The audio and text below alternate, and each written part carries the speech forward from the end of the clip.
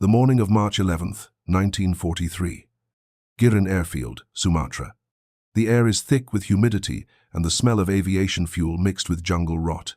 Captain Tsuneo Shibata stands beside a Lockheed P-38 Lightning that has no business being here, in Japanese-controlled territory, reassembled and theoretically airworthy. His hands are steady as he makes notes in his leather-bound journal, but his mind is racing through calculations that don't add up. The aircraft before him weighs 17,500 pounds fully loaded.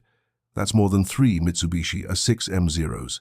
The twin Allison engines, each capable of 1,600 horsepower, represent more raw power than anything in the Japanese inventory. And yet, according to intelligence reports that Shibata has read and reread until the pages wore thin, American pilots are using this machine to outmaneuver Japanese fighters at altitude, to outrun them at speed, to simply decide when to fight and when to leave. The mathematics shouldn't work. Everything Shibata knows about aircraft design says this machine is too heavy, too complex, too power-hungry to be practical. But here it sits, captured nearly intact after a forced landing in New Guinea 2 weeks prior, and in less than an hour, a Japanese test pilot will attempt to fly it. What Shibata doesn't know yet, what he cannot know, standing here in the wet heat of a March morning, is that the next 2 hours will fundamentally alter his understanding of the war Japan is fighting. Not through combat, not through strategy, but through the simple, undeniable revelation of American industrial capacity made manifest in aluminum and steel. This is the story of the day Japan's best aeronautical engineers flew America's twin-engine interceptor and realized they were fighting an enemy whose manufacturing philosophy they had catastrophically underestimated. If you're enjoying this deep dive into the story, hit the subscribe button and let us know in the comments from where in the world you are watching from today. The story begins not at Giran Airfield but 3 weeks earlier, in the skies above Oro Bay, New Guinea. February 28th, 1943. Second Lieutenant Hoyt Vandenberg of the 39th Fighter Squadron, 35th Fighter Group, is flying a routine combat air patrol in his P-38G Lightning, tail number 42-13685. The mission is unremarkable: sweep the coastline, interdict any Japanese shipping, return to base at Port Moresby. Vandenberg is 24 years old, a competent pilot with 63 combat hours in the Lightning, and he expects to be home for evening mess. The left Allison V1710 engine begins losing oil pressure at 1,400 hours. The gauge drops from 60 pounds per square inch to 40, then 30. Standard procedure calls for feathering the propeller and returning to base on one engine. The P-38's twin-boom design makes single-engine operation survivable, though challenging. But Vandenberg is deep in contested airspace, and the nearest Allied field is 40 minutes away even at cruise speed. He makes a decision that will cost him his life but preserve the aircraft. He'll nurse the damaged engine as long as possible, maintaining altitude to glide distance of coastal clearings. For 12 minutes, this strategy works. Then the engine seizes completely. The propeller stops rotating. And Vandenberg, now calculating glide ratios and scanning the jungle below, realizes he's drifted too far west. He's over Japanese-held territory. The Lightning comes down in a clearing 4 miles inland from Salamaua, a Japanese stronghold on New Guinea's northern coast. Vandenberg executes the landing, as well as circumstances allow gear up, nose high, using the belly and engine nacelles to absorb impact. The airframe holds together. Both booms remain attached. The cockpit stays intact, but something in the impact sequence witnesses later dispute whether it's blunt trauma or a neck injury kills Vandenberg almost instantly. When soldiers from the Imperial Japanese Army's 51st Division reach the crash site 3 hours later, they find him still strapped in the cockpit, his body already cooling in the tropical heat. They bury him in an unmarked grave. The war offers no ceremony for enemy dead, but the Lightning, that's different. Lieutenant Colonel Yoshimitsu Sakai, the senior intelligence officer for the 4th Air Army in Rabaul, receives word of the capture within 6 hours. A runner arrives at his headquarters with photographs taken by an infantry officer who had the presence of mind to document the wreckage. Sakai spreads the images across his desk and stares at them for a long time. The P-38 is not unknown to Japanese forces. They've been encountering it since April of 1942, when the first Lightnings arrived in the Pacific Theater.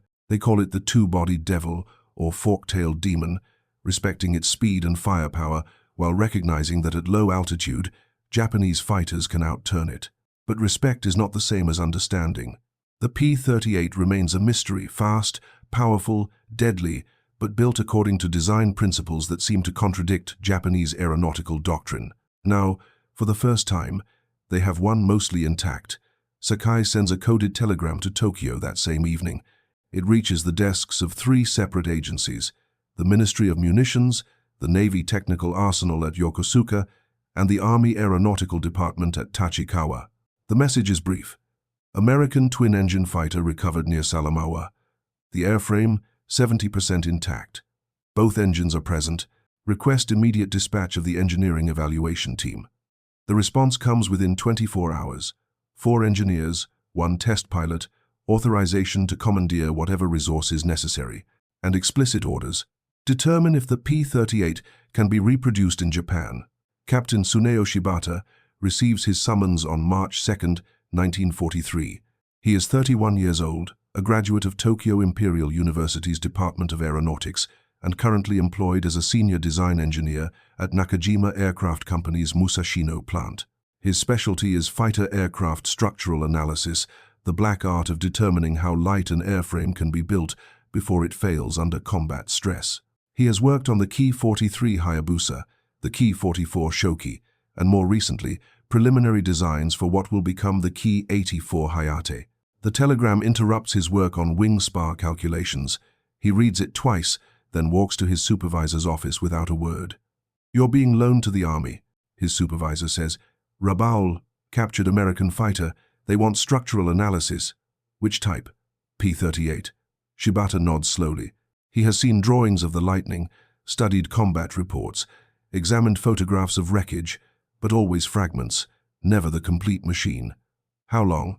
2 weeks, maybe 3. Shibata returns to his desk and begins packing his technical manuals.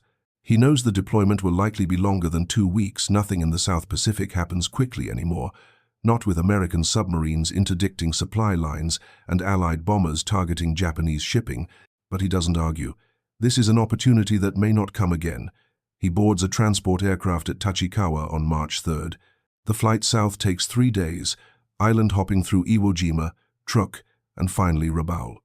The aircraft is a Mitsubishi G4M bomber converted for cargo duty, unheated and deafeningly loud. Shibata spends the journey wrapped in a blanket, reading a technical manual on American alloy specifications that intelligence obtained from a captured B-17 flight engineer's handbook.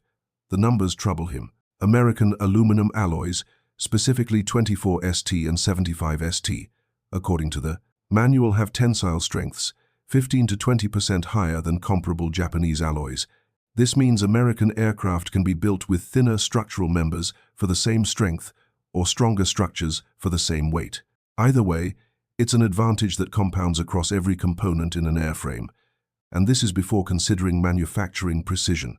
The manual mentions tolerances measured in thousandths of an inch, quality control procedures that seem obsessive by Japanese standards, and inspection requirements that would slow Japanese production lines to a crawl.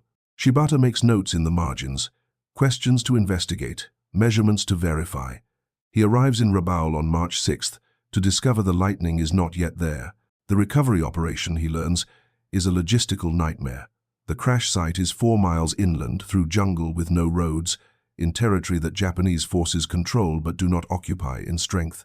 Allied aircraft patrol the coast daily. Moving a 17,000-pound aircraft in pieces through that terrain without being detected from the air requires 200 soldiers and 6 days of labor. They cut a trail. They build sledges from bamboo and salvaged wood. They disassemble the P-38 carefully, numbering each component, photographing every junction and fastener. The wings come off first, each one a 10-foot section weighing hundreds of pounds. Then the tail booms, the engines, the cockpit section, the landing gear. Every piece is wrapped in salvaged parachute silk to protect it from moisture and carried by hand to the coast, where a barge is waiting. The last components arrived at Rabaul's airfield on March 9th. Shibata and 3 other engineers, 2 from Mitsubishi, 1 from Kawasaki, spent the next day and a half reassembling the aircraft. They work without proper tools, improvising with what's available. Japanese wrenches don't fit American fasteners.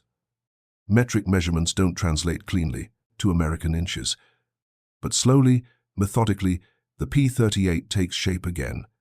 They discover things that documentation alone could never reveal.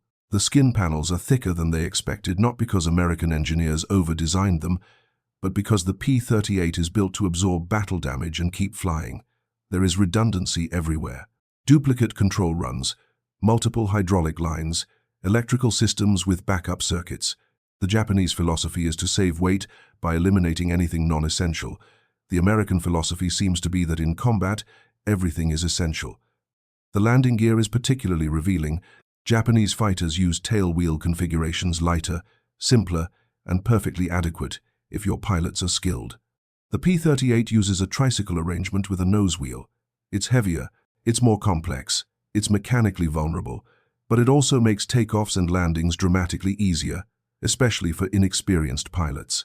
The P-38 doesn't require the same level of skill to operate safely. American doctrine, Shibata realizes, assumes that not every pilot will be an expert. Their aircraft are designed to be flown by adequate pilots, not just exceptional ones. This is a different kind of engineering philosophy, not better or worse in the abstract, but revealing of strategic assumptions. Japan trains pilots for 18 months, investing heavily in each individual. America, apparently, invests in aircraft that compensate for shorter training periods. By the evening of March 10th, the Lightning is reassembled. Lieutenant Commander Tadashi Minobe, the test pilot, assigned to evaluate it, conducts a walk-around inspection as the sun sets over Simpson Harbor. He is 36 years old, a veteran of the China campaign, and he has logged more than 1,200 hours in fighters ranging from obsolete Type 96s to captured American Wildcats. He has never seen anything like this. "The engines," he says to Shibata. "How much?" "Power, 1,600 horsepower each, at 3,000 RPM. Minobe does the arithmetic. 3,200 horsepower total. Yes. The Hayabusa has 950. Zero has 940. Yes. Minobe completes his walk-around and stands silent for a moment, studying the twin booms, the tricycle gear, the way the whole machine squats heavy and solid on the tarmac. Will it fly on the fuel we have? This is a critical question. The Allison V1710 engines are designed for 100-octane aviation gasoline fuel, refined to specifications that provide maximum power and prevent detonation at high compression ratios. Japan's captured fuel stocks in Rabaul are predominantly 92-octane, 8 points lower than specification. "It will fly," Shibata says, "but the engines may not produce full rated power. There may be detonation at high RPM. We won't know until we try." "And if an engine fails, then you land on one. The aircraft is designed for it." Minobe nods. He has reviewed the intelligence reports. He knows that P-38 pilots regularly return to base on a single engine after combat damage. This is not theoretical. "Tomorrow morning," he says, "first light." That night, Shibata could not sleep. He lies in his bunk in the officers' quarters at Rabaul, listening to the distant thump of surf against the harbor seawall, and thinks about what they are about to attempt. 3,200 horsepower, 17,500 pounds, 400 miles per hour. The numbers represent a kind of engineering he has never encountered in Japanese practice. Not elegant, not efficient in the sense that Japanese designers understand efficiency, but powerful, overwhelming, built with margins of excess that Japanese industry cannot afford. He thinks about the factories. Lockheed's plant in Burbank, California, which intelligence estimates is producing P-38 seconds at a rate of 15 to 20 per week. Nakajima's main plant can produce perhaps 30 fighters per week total, and that includes multiple types, not just one. And Nakajima is Japan's largest manufacturer. The Americans can afford to build heavy, complex, powerful aircraft because they have the industrial base to do so. They have aluminum, the high-octane fuel, the precision machine tools, the workforce, the electrical generating capacity to run the factories, the transportation network to move raw materials and finished aircraft. Japan has skill. Japan has determination. Japan has pilots who train longer and fight harder than their American counterparts. But Japan does not have factories. This is what troubles Shibata as he lies awake in the humid darkness.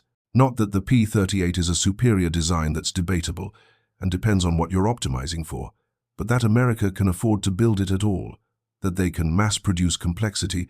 The implications are staggering, and he suspects that what he learns tomorrow will only confirm what he already fears. The sun rises over Rabaul at 0543 on March 11th, 1943. The sky is clear, unusual for this time of year, a stroke of luck. Shibata arrives at the airfield to find the Lightning already positioned at the end of the main runway, its twin booms casting long shadows in the early light. Ground crew have fueled both tanks, 410 gallons total, mostly captured American fuel with some Japanese stocks mixed in to reach the required volume. They've checked the oil levels. The Allison engines use a dry sump system that's unfamiliar to them, but they've worked out the principles. They've tested the electrical systems, the hydraulics, the control surfaces. Everything that can be verified without running the engines has been verified.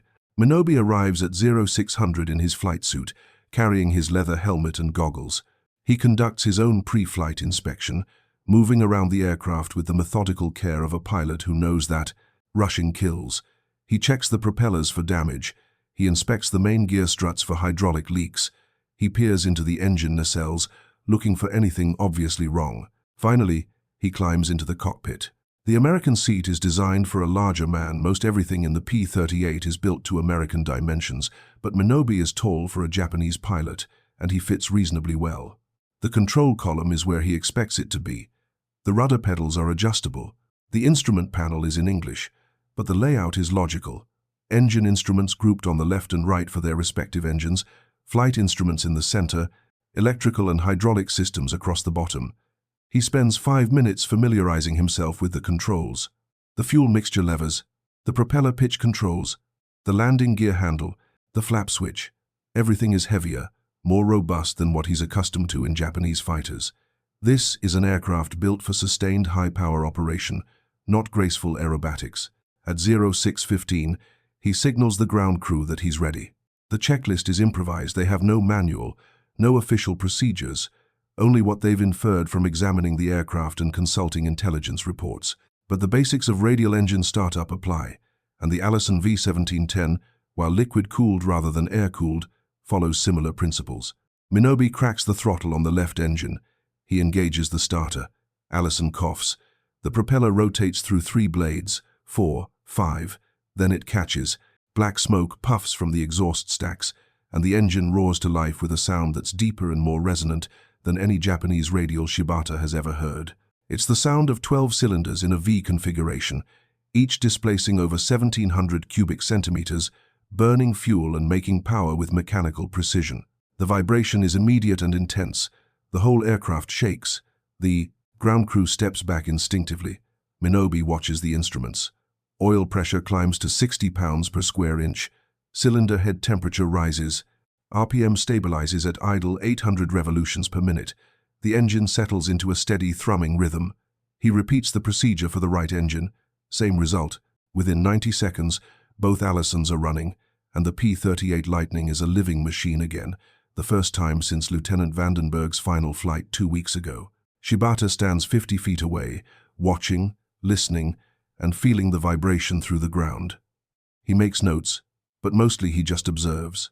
The sound, the stability of the idle, the way the engines synchronize themselves without hunting or surging. These are good engines, powerful, reliable, well-engineered, and they're being fed lower-octane fuel than they were designed for in a tropical climate after sitting dormant for 2 weeks, and they're running smoothly. American engineering, he thinks. Not necessarily better than Japanese engineering in every respect, but built with different assumptions, built to tolerate imperfect conditions, built to keep running even when things go wrong. At 0625, Minobi releases the brakes and advances the throttles. The P-38 begins to roll. The acceleration is immediate and visceral. Despite weighing nearly 9 tons, the Lightning surges forward with authority that shocks everyone watching. The twin 1,600 horsepower engines, even running on suboptimal fuel, produce thrust that overwhelms the aircraft's mass. Shibata watches the tail lift off the ground. Within seconds, the tricycle gear configuration means there's no tail to hold down, no critical transition moment where a pilot must balance rudder and elevator to prevent a ground loop. The P-38 simply accelerates in a straight line, gaining speed with mechanical inevitability. At 90 knots, approximately 103 miles per hour, Minobi eases back on the control column. The nose lifts smoothly. The main gear leaves the runway. and the Lightning climbs away from Rabaul at a rate that makes Shibata recalculate his estimates even as he watches. 2,800 feet per minute, perhaps 3,000. A Mitsubishi Zero climbs at approximately 3,000 feet per minute when light and flown aggressively. The P-38, carrying full fuel and ammunition, climbing at a conservative angle, matches it. And this is at sea level, where the Allison's turbochargers provide no advantage. At altitude, the performance gap will only widen. Minobi banks left over Simpson Harbor and continues climbing. The sound of the engines fades as he gains altitude, becoming a distant drone, then silent. The engineers stand on the tarmac, watching the Lightning shrink to a speck, then disappear into the morning haze. Now there is nothing to do but wait. Inside the cockpit, Minobi is methodically testing the aircraft's handling characteristics. He starts conservatively gentle turns, shallow climbs, basic maneuvers to understand the control forces and response rates. The ailerons are heavy, much heavier than a Japanese fighter. Rolling into a turn requires deliberate physical effort. The rudder pedals are similarly stiff. Everything about the P-38 demands strength rather than finesse. At 5,000 feet, he levels off and accelerates. 250 miles per hour, 275, 300. The Lightning is not yet breathing hard. The controls remain responsive, firm but not overly heavy. There is no buffeting, no tendency to yaw or pitch. The aircraft simply flies, solid and stable, with none of the twitchiness that characterizes lighter Japanese designs. Minobi pushes the nose down slightly and continues accelerating. 320 miles per hour, 350, 380. At this speed, a Zero would be approaching its structural limits, the airframe beginning to shake, the controls becoming dangerously light. But the P-38 feels planted, confidence, built with margins that allow for speed without compromise. He pulls back into a climb, converting speed to altitude. The Lightning rises through 10,000 feet, 12,000, 15,000. The air grows thinner, but the engines don't seem to notice. This is where the turbochargers earn their complexity, maintaining manifold pressure as atmospheric pressure drops, forcing air into the cylinders with mechanical insistence. At 15,000 feet, Minobi levels off again and makes a discovery that will feature prominently in his report. The controls have changed character. The heaviness he felt at low altitude has transformed into precision. The ailerons, which required muscle to move near the ground, now respond with crispness. The aircraft's weight, which seemed like a liability during takeoff, now provides stability that Japanese fighters lack at altitude. There is no wandering, no tendency to pitch or yaw in turbulence. The P-38 simply goes where it's pointed and stays there until told otherwise. This is not how Japanese fighters behave. The Zero, the Hayabusa, even the newer designs, they're all light, responsive, sensitive to control inputs. They reward skilled pilots and punish mistakes. They're thoroughbreds that require constant attention. The P-38 is a workhorse. It doesn't require skill so much as competence. It forgives errors. It provides stability that makes instrument flying, formation flying, long-range navigation, all the mundane but critical tasks of air combat, dramatically easier. Minobi advances the throttles to maximum power and times the acceleration. At 15,000 feet, the Lightning reaches 400 miles per hour in level flight. This is 50 miles per hour faster than the maximum speed of the Zero at optimal altitude, and the P-38 can sustain this speed indefinitely, limited only by fuel, while the Zero must dive to reach it briefly. He thinks about what this means in combat. A P-38 pilot can engage when advantageous and disengage when not. He can chase down Japanese bombers with impunity. He can attack, break off, climb away, and there is nothing, absolutely nothing that a Zero pilot can do to prevent it. The speed differential is insurmountable. Japanese pilots have been reporting this for months. Intelligence has documented it. But experiencing it, feeling it through the controls, understanding it in 3 dimensions rather than on paper, this is different. Minobi tests the turning performance. At 400 miles per hour, he rolls into a 60-degree bank and pulls. The Lightning turns, but the radius is wide, much wider than a Zero at equivalent speed. This is expected. Light aircraft turn tighter. It's physics. But then he notices something the intelligence reports haven't captured adequately.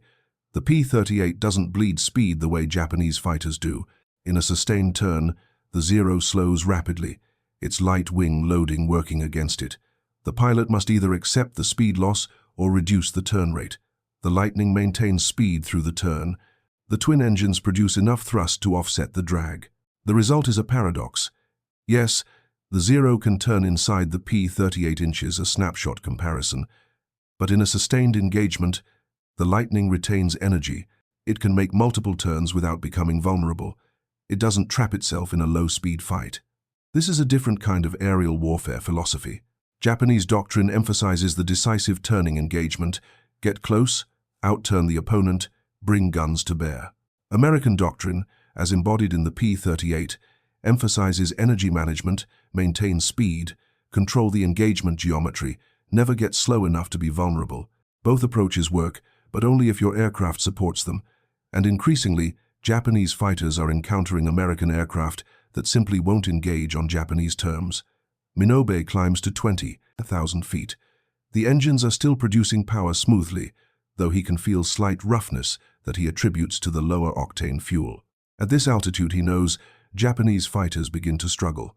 The Zero's Nakajima Sake engine is rated for only 1,100 horsepower at takeoff, and by 20,000 feet, it's producing perhaps 700. The Allison V-1710s are rated for 1,600 horsepower at takeoff and maintain that power to 25,000 feet with turbocharging.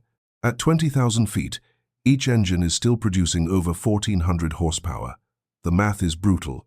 At altitude, the P-38 has twice the power-to-weight ratio of the Zero, twice the climb rate, 50% more speed, and equal or better range due to larger fuel capacity.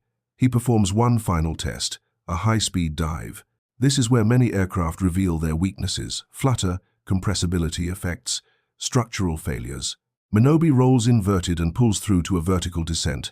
The airspeed indicator climbs rapidly, 420 miles per hour, 440, 460. At 480 miles per hour, he feels a slight buffeting through the controls, the onset of compressibility as the aircraft approaches the speed of sound at altitude. But there is no flutter, no alarming vibration, no tendency for the aircraft to pitch or roll uncommanded.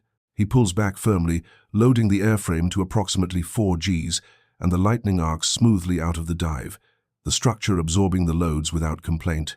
By the time he levels off at 10,000 feet, he has been flying for 1 hour and 45 minutes. His assessment is complete. He has seen everything he needs to see. He turns back toward Rabaul and begins his descent. On the ground, Shibata has been pacing the edge of the runway for the past hour. The other engineers are nearby, some sitting in the shade of a palm tree, others standing and watching the sky. No one speaks much. They're all thinking the same thoughts, performing the same calculations, reaching the same uncomfortable conclusions. At 0815, someone spots the Lightning returning from the north. The distinctive twin-boom silhouette is unmistakable. Minobe enters the traffic pattern at 1,000 feet, configured for landing gear down, flaps extended and brings the P-38 inches for a smooth touchdown. The tricycle gear absorbs the impact with barely a bounce. He rolls out, turns off the runway, and taxis to the parking area. The engines shut down one at a time.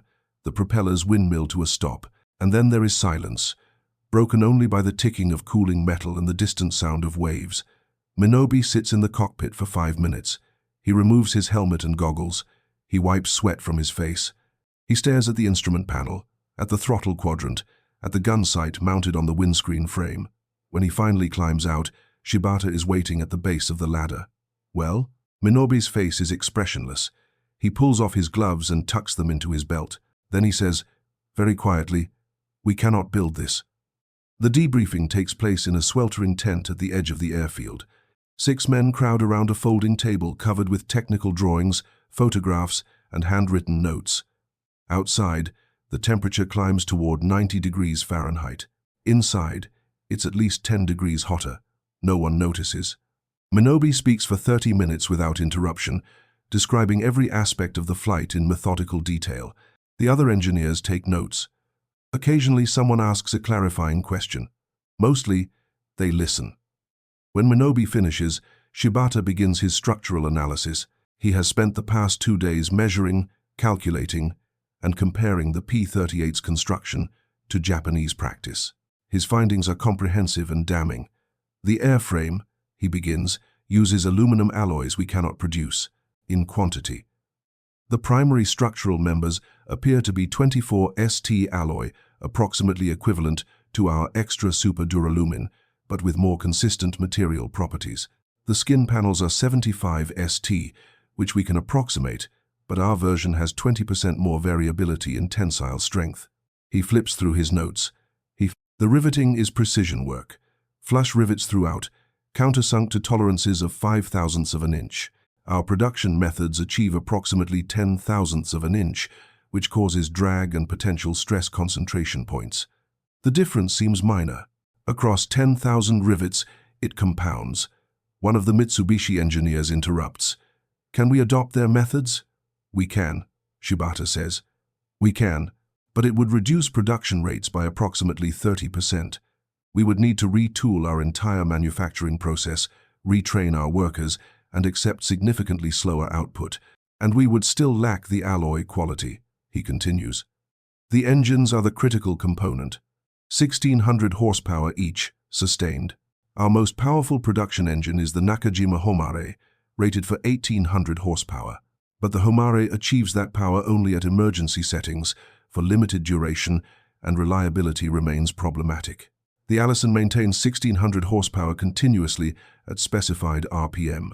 Why? Someone asks. Cooling, Shibata says. The Allison is liquid-cooled, with a sophisticated radiator system and coolant mixture that maintains stable operating temperatures even at high power settings.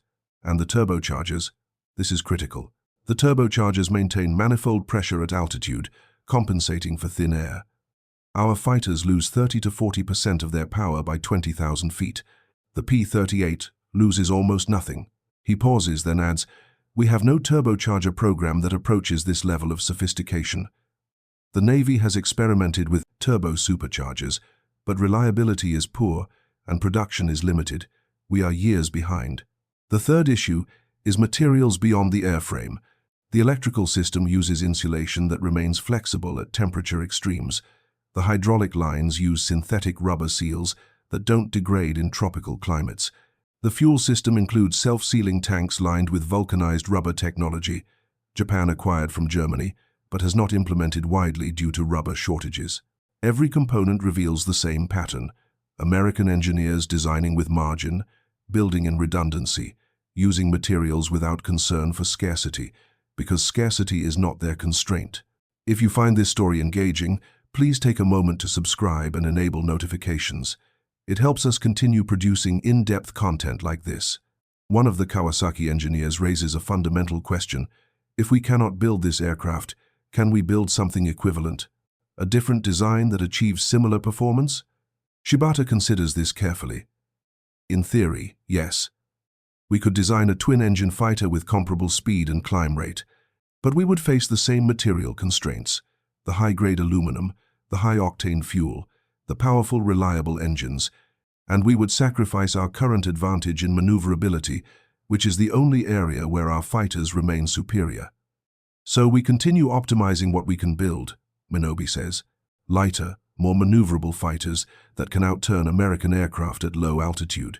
Yes, Shibata agrees, but that strategy only works if we can force engagements at low altitude. The P-38 pilot controls the engagement.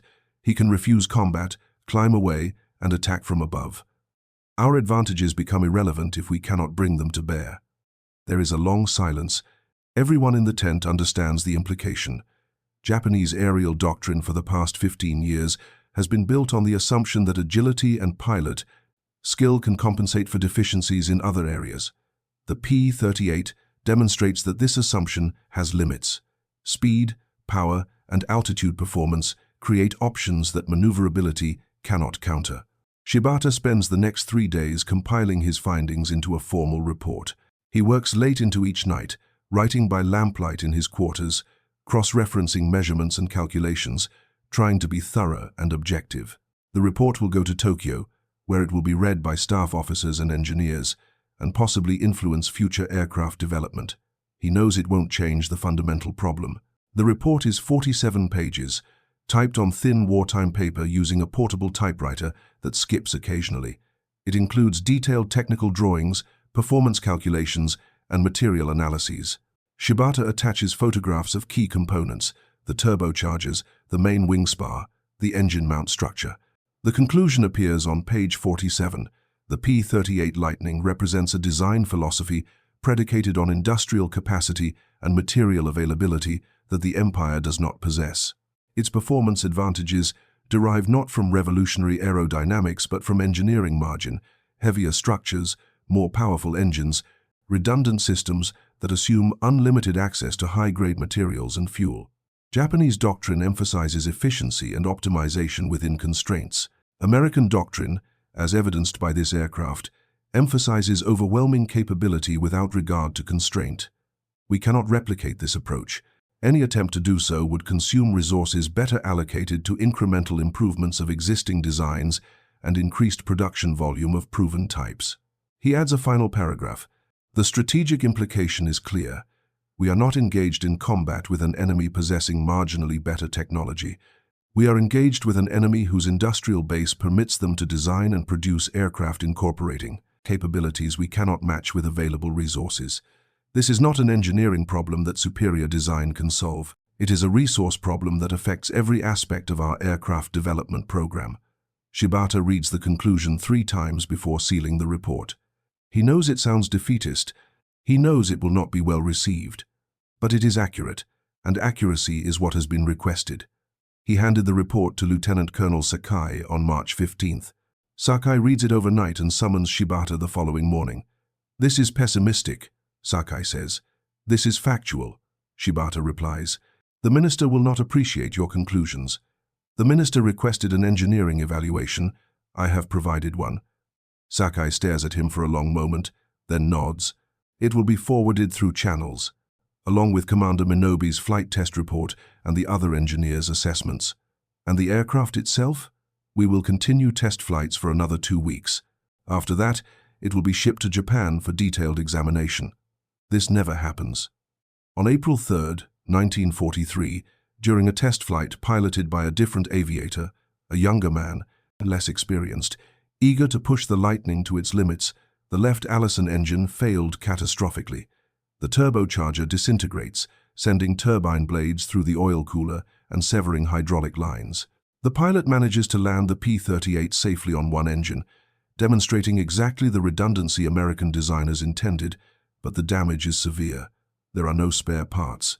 No way to repair an Allison V-1710 engine in Rabaul with Japanese tools and materials. The Lightning is grounded permanently. Over the next 2 weeks, Japanese engineers systematically dismantled the aircraft. The engines are created and sent to Nakajima for detailed analysis. The turbochargers go to a specialized research facility near Tokyo. The propellers, the landing gear, the gun sights, the propellers, radios, every component is catalogued, packed, and shipped. The airframe itself is cut apart for scrap metal. By May 1, 1943, nothing remained of the P-38 that Lieutenant Hoyt Vandenberg flew to his death, except photographs, measurements, and reports filed in archives. The reports reached Tokyo in late April. They are read, discussed, and filed. Some of the technical information influences ongoing design projects. The Nakajima Ki-84 Hayate, introduced in 1944, incorporates lessons learned from studying the P-38 structure, particularly in fuselage construction and landing gear design. But the strategic conclusions are ignored, not because they are wrong. Everyone who reads Shibata's report recognizes its accuracy. But acknowledging the resource disparity means acknowledging that Japan cannot win a protracted industrial war against the United States. And in April of 1943, with Guadalcanal recently lost and the Solomons campaign consuming men and materiel at unsustainable rates, Japanese military leadership cannot afford to accept this reality. So they focus on what they can control: incremental improvements, better training, tactical innovations, the spiritual superiority of Japanese pilots, anything except the fundamental problem that Shibata identified on page 47 of his report. Captain Tsuneo Shibata returns to Nakajima's Musashino plant in late April 1943. He resumes his work on the Ki-84 program, applying knowledge gained from the P-38 where possible, working within constraints that grow tighter month by month, as American submarines strangle Japan's resource imports. The war continues for another 28 months. Shibata remained at Musashino until February 19, 1945, when American B-29 bombers from the 21st Bomber Command destroyed the factory in a daylight precision raid. 341 superfortresses drop over 2,000 tons of incendiary and high-explosive bombs, gutting the facility and killing over 600 workers. Shibata survives. He is transferred to Fuji Heavy Industries, where he works on increasingly desperate projects, the Nakajima Kicker jet fighter, a design copied from German Mi-62 plans, using engines that barely work and materials that barely exist. The Kicker flew once, on August 7, 1945, one day before the atomic bomb destroys Nagasaki.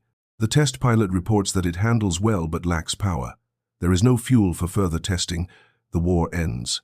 In the aftermath of Japan's surrender, Tsuneo Shibata finds himself in a country that no longer exists in the form he knew. The empire has collapsed. The military has been dissolved. The factories that consumed his professional life are ruins or being dismantled by occupation forces. He is 33 years old, trained in a specialty that has no peacetime application in a nation forbidden from building military aircraft. He returns to what remains of his family home in Tokyo's Setagaya ward. The house survived the firebombing, though the neighborhood around it is largely ash and rubble. His wife and 2 children are alive. This makes him luckier than most. For 6 months, he does odd work. Translation for occupation. Authorities, his technical English is adequate. Tutoring students in mathematics and physics. Anything to feed his family while Japan stumbles toward some uncertain future. Then, in March of 1946, he received a letter from the United States Strategic Bombing Survey. They are interviewing Japanese engineers and military personnel, documenting the war from the Japanese perspective, and compiling technical assessments of Japanese aircraft and industrial capacity. Someone has recommended Shibata as knowledgeable about captured American aircraft. The interview takes place in a requisitioned office building in central Tokyo. 2 American officers and a translator, though Shibata's English proves sufficient for technical discussion. They ask about his work at Nakajima, about specific aircraft types, about manufacturing methods and material shortages. Then one of the officers produces a document from a folder. Shibata recognizes it immediately, his own report on the P-38 Lightning, written in March of 1943 at Rabaul. Someone has translated it into English. The officer marked several passages with a pencil. "You wrote here," the officer says, reading from page 47, that the P-38 represented industrial capacity Japan did not possess. "You concluded that this was a resource problem, not an engineering problem. Can you elaborate?" Shibata chooses his words carefully. He is speaking to representatives of the victorious power in a country under occupation about conclusions that were considered defeatist by his own government.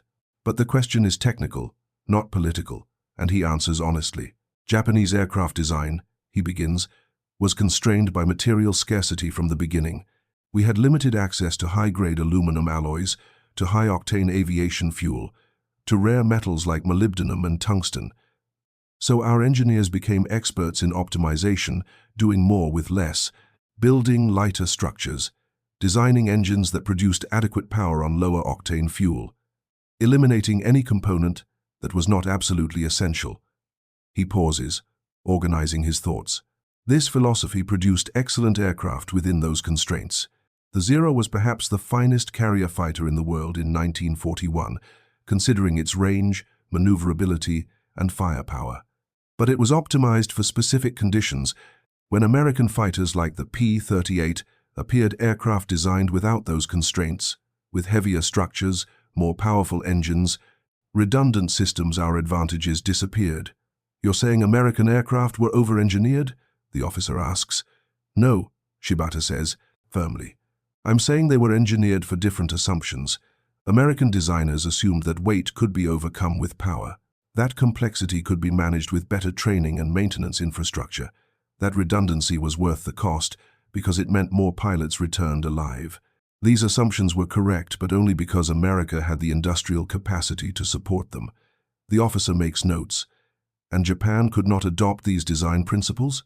We could adopt them, in theory, but we lacked the materials to implement them at scale. Building one prototype with heavy structure and powerful engines is possible. Building 10,000 is not, if you don't have the aluminum, the fuel, the factory capacity, the electrical grid to power the factories. Shibata's voice is level, factual. By 1943, I understood that we were fighting an industrial war with inadequate industry. The P-38 made this clear. It was not the best fighter aircraft of the war, other American designs were better, but it was the first I examined that revealed the true scale of disparity. The interview continues for 2 hours. When it concludes, the American officer thanks Shibata for his candor and asks if he would be willing to consult on additional technical matters.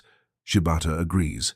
Over the next year, he provided testimony for several USSBS reports, contributing to documents that will shape American understanding of Japanese industrial limitations and the effectiveness of strategic bombing. The work pays adequately and occupies his mind. But it is strange, unsettling work cataloging the failures of the system he served, explaining in careful technical language how and why Japan lost the technological war before the shooting war was truly joined. In 1947, as Japan begins its slow reconstruction under American occupation, aircraft manufacturing resumes, but not military aircraft. The restrictions are absolute. Shibata finds employment with Fuji Sangyo, a company attempting to transition from military to civilian production. They manufacture scooters, small engines, eventually automobiles.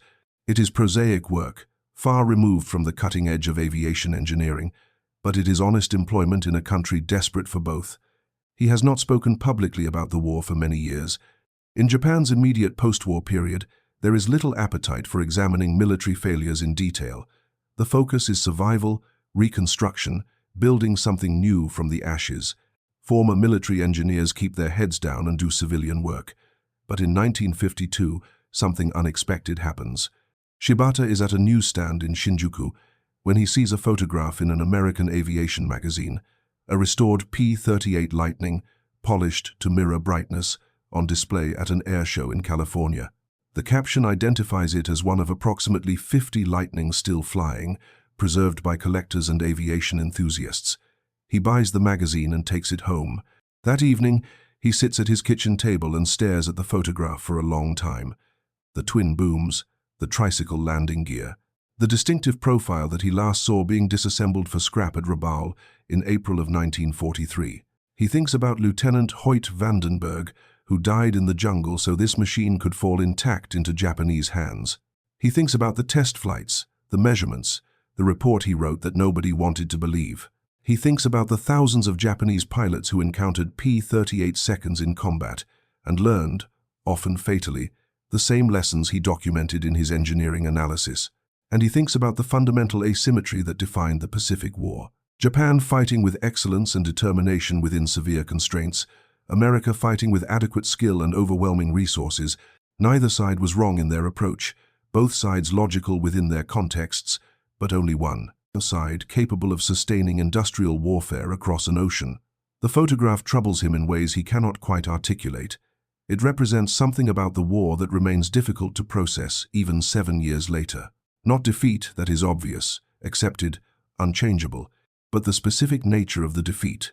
The way that engineering skill and pilot courage proved insufficient against sheer industrial capacity. He files the magazine away and returns to his work designing automotive components. The past is the past. Japan is building a different future, but the questions linger. In 1973, 30 years after his evaluation of the captured P-38, Shibata is 61 years old and approaching retirement from Fuji Heavy Industries. The company has grown substantially, evolving into Subaru Corporation, producing automobiles and aircraft components.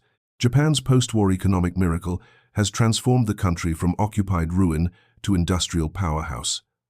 The scarcity that defined the wartime period is long past. A researcher from NHK Japan's Public Broadcasting Corporation contacts him about a documentary series on the Pacific War.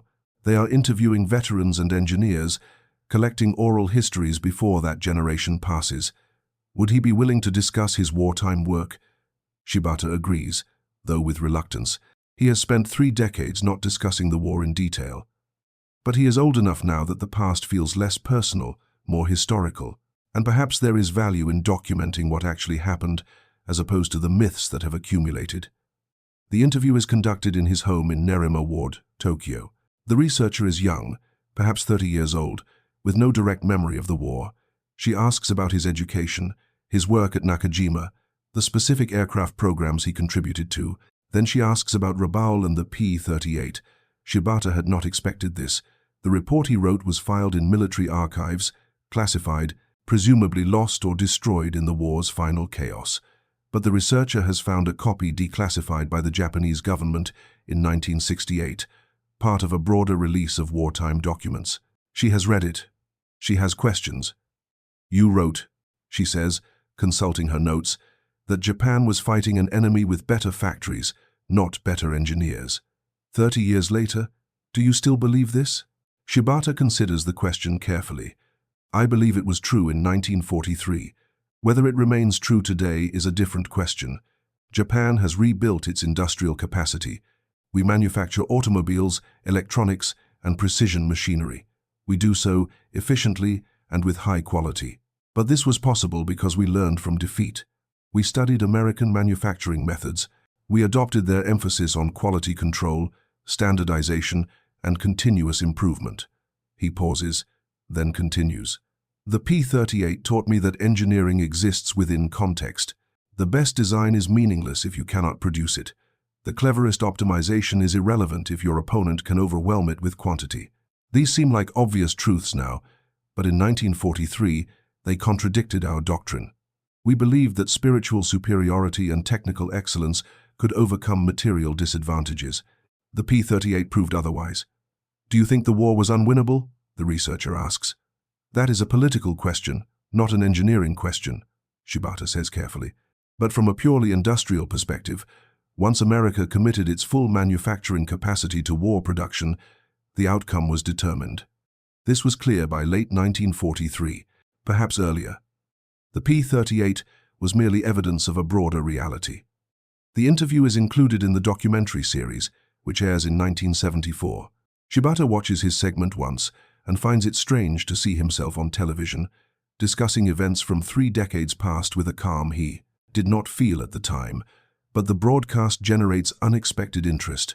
He receives letters from former pilots, engineers, veterans who remember the P-38 and share his assessment of what it represented.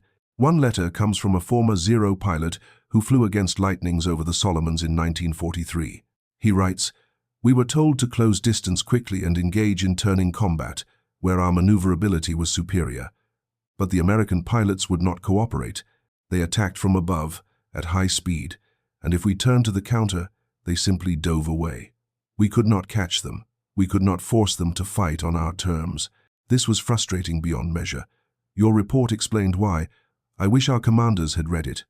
Another letter comes from a Nakajima engineer who worked on the Homare engine program. He writes, "We spent years trying to achieve the reliability that American engines had as standard. We never succeeded. Your analysis was correct.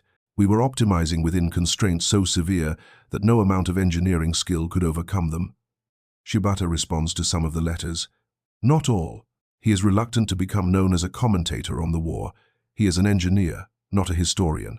But the correspondence makes clear that he was not alone in recognizing the fundamental disparity, even if acknowledging it officially was impossible during wartime. In 1987, at age 75, Shibata is interviewed again, this time for an academic oral history project conducted by Tokyo University. The interviewer is more technically sophisticated, interested in specific design choices and engineering trade-offs. They discuss the P-38 inch's considerable detail. "You flew in it," the interviewer says incorrectly. "No," Shibata corrects. "Commander Minobe flew it. I examined the structure and observed the test flight, but I did not pilot the aircraft myself." "What was your impression watching it fly?" Shibata thinks back. 44 years. The memory is vivid, standing on Rabaul's tarmac in the morning heat, watching the Lightning accelerate down the runway with impossible thrust, climbing away at a rate that defied its weight. "I understood," he says slowly, "that we were fighting a war we had already lost. Not because the P-38 was invincible, it was not, but because it represented an approach to warfare that we could not counter. American doctrine assumed abundance, abundant fuel, abundant materials, abundant industrial capacity. They designed aircraft accordingly. We assumed scarcity and designed accordingly. Both approaches were logical, but in total war, abundance defeats scarcity, always. That sounds defeatist, the interviewer observes. It sounds realistic, Shibata replies. Defeatism is giving up when victory is possible. Realism is recognizing when it is not. In March of 1943, at Rabaul, flying a captured P-38, victory was no longer possible. But no one in authority was prepared to accept this reality. So the war continued for another 2.5 years, at tremendous cost. He falls silent for a moment, then adds, I sometimes wonder what would have happened if my report had been taken seriously. If the strategic implications had been acknowledged, would it have changed anything? Probably not. The momentum of war is difficult to reverse. But perhaps some lives could have been saved. Perhaps some destruction could have been avoided. I cannot know. I only know that I documented what I observed, and it made no difference. The interview concludes. Shibata died 4 years later, in 1991, at age 79. His obituary in the Asahi Shimbun identifies him as a former Nakajima engineer who contributed to several important aircraft designs during the Pacific War. There is no mention of the P-38 evaluation, no reference to the report that accurately predicted the trajectory of the air war 18 months before it became obvious to everyone. The report itself remains in Japanese national archives, declassified but largely forgotten. Researchers occasionally reference it when studying Japanese assessments of American aircraft. Aviation historians note it as an example of accurate technical analysis that failed to influence policy. But it is a footnote, a minor document in the vast bibliography of the Pacific War. Yet the truths it contains remain relevant, extending far beyond one aircraft or one war. The P-38 Lightning was not the finest fighter of World War II. That distinction probably belongs to the P-51 Mustang, with its longer range and better high-altitude performance, or perhaps to the late-war Japanese designs like the Ki-84, which finally matched American fighters in speed and firepower, if not reliability.